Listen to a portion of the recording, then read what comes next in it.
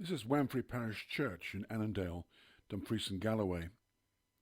It lies a little way off from Newton Wamphray, the village that it mainly serves. Its remote location may be due to the fact that there was a stone circle here, it's said, and that it was the church's policy to replace pagan sites with Christian buildings. The present church dates from 1834. It's thought that there's been a building here, a religious building, since at least the 6th century.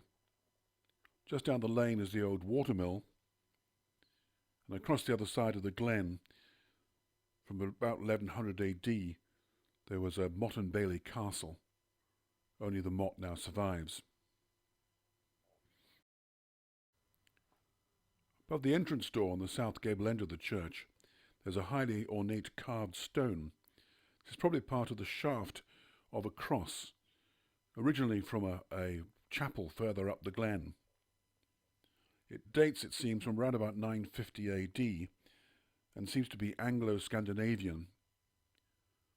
The two patterns, one is a sort of floral design and the other is a quadruped of some sort, probably a dragon with its feet bound, possibly showing that Christianity has overcome paganism. It actually has designs on the other side, although it's not visible because of plasterwork.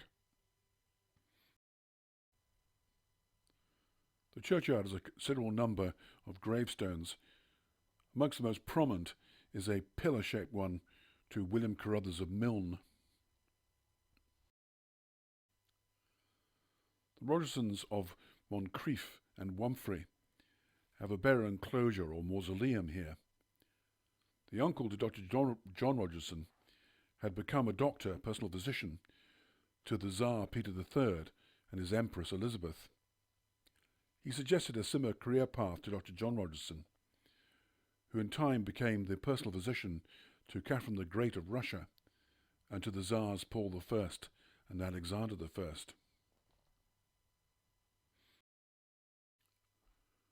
One of his jobs was to ensure the health of the Empress's many close personal admirers.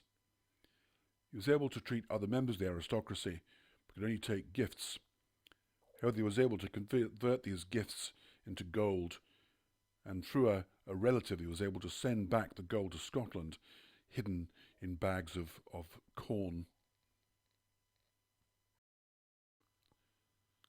In 1816 he was permitted to leave the service of the Czars and return to Scotland, where he purchased the estates of Wamphray and Moncrief. He died in 1823. His son, also John, became a doctor, not in Russia though, and was recorded on his tombstone as being the physician to the forces. For such a low population, surprisingly large number of churches. In Newton Wamphray itself, there's the old United Presbyterian Church, which became the village hall. And on the road up by Jock's Thorn, across the other side of the River Annan, there's the old Hope Church, which was the Free Church of Scotland. The oldest religious structure in the area is that of a standing stone that lies close to the village hall.